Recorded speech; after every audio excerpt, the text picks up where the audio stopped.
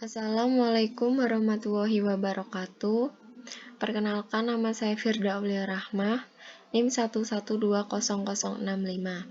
Di sini saya akan sedikit memaparkan tentang tujuan dan hikmah praktek poligami Nabi Muhammad hubungan dengan Quran Surat An-Nisa ayat 3. Quran Surat An-Nisa ayat 3 yang berbunyi, Wa in kiftum ala tuksitu fil yatama fankihuma tabalakum minan nisa imasna wa sulasa wa ruba fa in kiftum alla ta'dilu fawahidatan aw ma malakat aymanukum dzalika adna alla ta'ulu.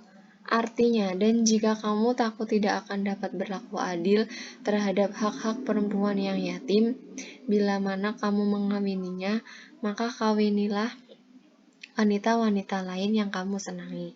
2, 3, atau 4. Kemudian jika kamu takut tidak akan dapat berlaku adil, maka kawinilah seorang saja, atau budak-budak yang kamu miliki, yang demikian itu adalah lebih dekat kepada tidak berbuat aniaya. Tafsir As-Sa'idi, Syekh Abdurrahman bin Nasir As-Sa'idi, pakar tafsir abad 14 Hijriah, yaitu maksudnya apabila kalian takut tidak berlaku adil terhadap wanita-wanita yatim yang ada dalam pengasuhan dan perwalian kalian, dan kalian takut tidak mampu menunaikan hak-hak mereka yang disebabkan kalian tidak mencintai mereka, maka carilah wanita-wanita selain mereka. Lalu nikahkanlah wanita-wanita lain yang kau senangi. Maksudnya, wanita-wanita yang kalian pilih yang memiliki agama, harta, kecantikan, dan keturunan yang baik, dan lain sebagainya di antara sifat-sifat yang mendorong untuk menikahi mereka. Pilihlah mereka menurut pendapat kalian, dan sebaik-baik sifat yang menjadi patokan dalam memilih adalah agama. Sebagaimana Nabi bersabda, wanita dinikahi karena 4 hal. Yang pertama karena hartanya, kedua kecantikannya, ketiga keturunannya, dan keempat karena agamanya. Dan pilihlah yang memiliki agama, niscaya beruntunglah kamu. Ayat ini menunjukkan bahwa seyogyanya seorang itu memilih wanita sebelum menikahinya.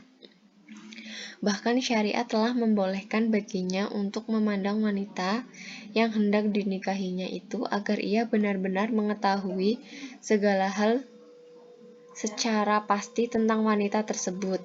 Kemudian, Allah menyebutkan jumlah wanita boleh dinikahinya seraya berfirman, 2, 3, atau 4.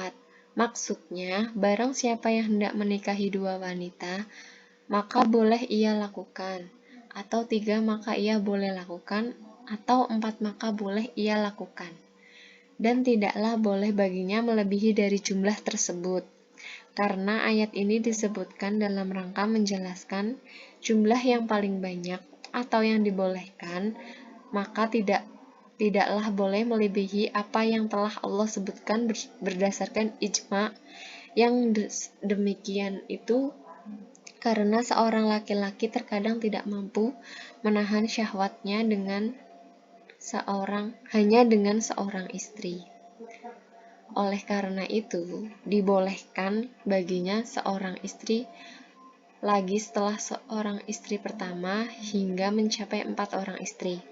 Karena dengan jumlah 4 orang wanita itu telah mencukupi bagi kaum laki-laki, kecuali bagi segelintir laki-laki.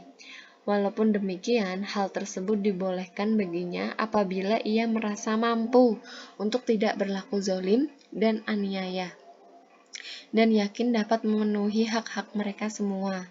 Namun, apabila ia takut dari hal-hal tersebut, maka sebaiknya ia mencukupi hanya dengan seorang istri saja, atau hanya dengan budak wanitanya, karena ia tidak wajib untuk membagi malam bagi budak wanitanya tersebut.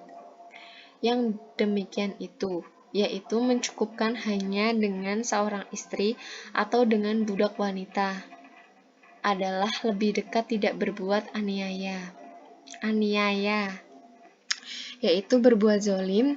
Ini menunjukkan bahwa seorang hamba yang menghadapkan dirinya kepada suatu perkara yang ditakuti, bahwa ia akan melakukan kezoliman, aniaya, dan tidak menunaikan kewajiban, walaupun perkara itu adalah suatu hal yang mubah, maka seyogyanya ia tidak melakukan hal itu. Akan tetapi ia harus konsisten terhadap hal yang baik dan selamat, karena sesungguhnya sebaik-baik perkara yang diberikan kepada seorang hamba itu adalah selamat. Tujuan poligami. Yang pertama, menjadikan tokoh-tokoh masyarakat yang sudah masuk Islam sebagai menantu maupun mertua.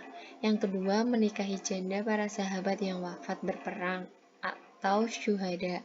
Yang ketiga, dengan berpoligami, maka dakwah Islam bisa lebih mudah. Yang keempat, memberikan teladan kepada umatnya tentang beberapa hal, di antaranya keharusan berbuat adil terhadap istri-istri dan anak-anak, dan suami harus menghormati pendapat istri. Yang kelima, menikahi putri tokoh masyarakat yang belum masuk Islam. Dan yang keenam, mencoba menghapus tradisi memungut anak atau anak pungut. Dengan menikahi janda diharapkan anak dari janda bukan lagi anak menjadi anak pungut, melainkan sebagai anak sendiri yang memiliki hak-hak berbeda dengan anak pungut. Hikmah poligami.